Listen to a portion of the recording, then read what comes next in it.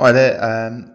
Today we're going to be looking at megacities and looking at the nature, character and spatial distribution of them. And what I want us to do is to be able to explain what a megacity is, explain the location and character of these megacities, and then start looking at the differences between megacities and world cities.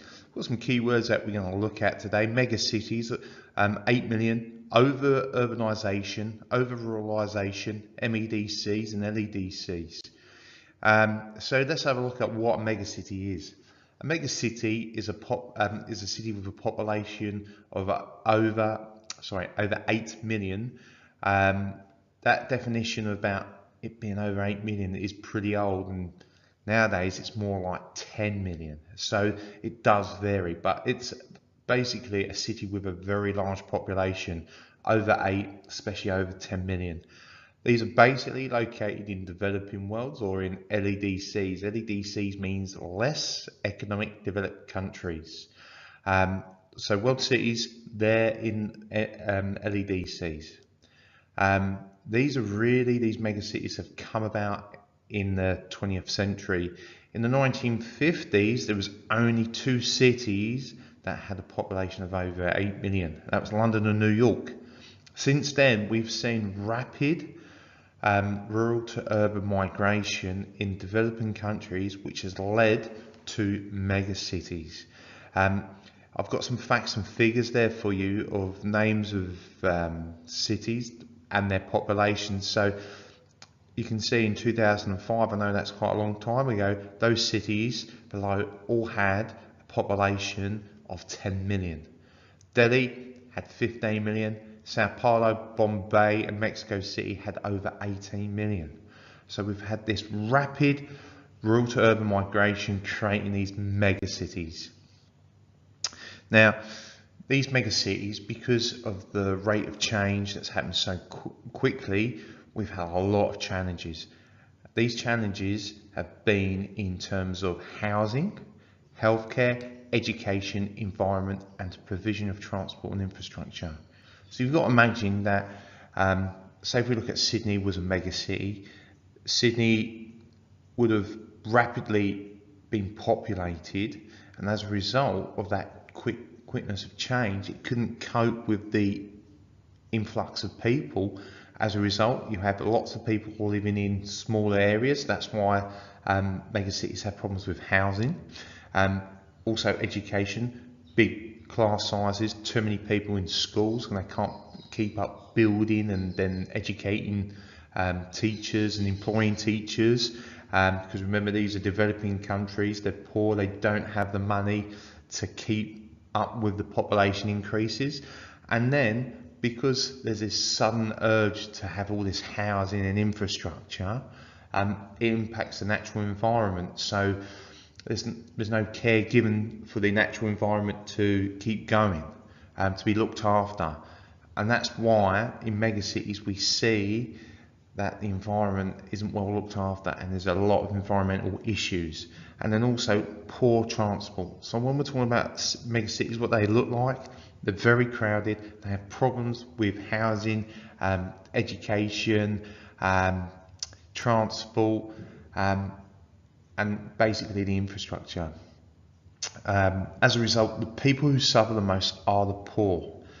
Remember, these people, the poorest people, often are attracted to megacities because of push and pull factors, remember we looked at before, and as a result they take up the lowest form of housing, the cheapest form of housing, and they're the ones who really experience a lot of issues and live in slum areas, and that's another characteristic of a megacity. And as I've said before, megacities have massive environmental issues. If you just look at some of the megacities in China, and at the moment there's an issue with smog in Delhi, we'll know why. Also, the population's huge. A lot of the populations, are Sydney and Melbourne's population combined. If you look at London's population, it's ranked 25th, but London's a very important city, therefore population isn't an indicator of its importance. So don't think because a mega city has a high population doesn't mean it's important. Now, we look at megacities because of their social and economic circumstances. Remember, these cities have rapidly urbanised, and as a result, there's lots of issues. It's not like a world city which has had, 200, 100 years to urbanise. Megacities have literally had decades. As a result, megacities experience over-urbanisation and over-ruralisation. Over-urbanisation means there's not enough services and resources to meet the needs of those people, and as a result we have urbanisation. It's extreme urbanisation, and that's what a megacity is. Over-ruralisation means there's not enough services for people who live in rural areas. Over-urbanisation ends up as a result of rural to urbanisation, and over-ruralisation is what pushes people. It's almost like a push factor. Okay, so there's some more characteristics of megacities. Now, another part of a megacity is the heavy industry that happens. We've already talked about the world cities and what they look like. I've got some pictures there just to remind you. World cities used to be heavily industrialised. That industry has now moved to megacities. Remember, they have manufacturing there because of colonisation. It was cheaper to have products moved, put together in these poorer countries, and that's contributed to the urban system where we've got world cities in developed countries, megacities in developing countries. Okay. Now, the differences between megacities and world cities. Basically, megacities perform national and international functions. So if we look at, say, Delhi, Shanghai, we've got world cities that want products to be made there, and then that will be shipped off somewhere else. They don't have global functions like world cities. World cities, remember, they control these, basically what goes on in these megacities.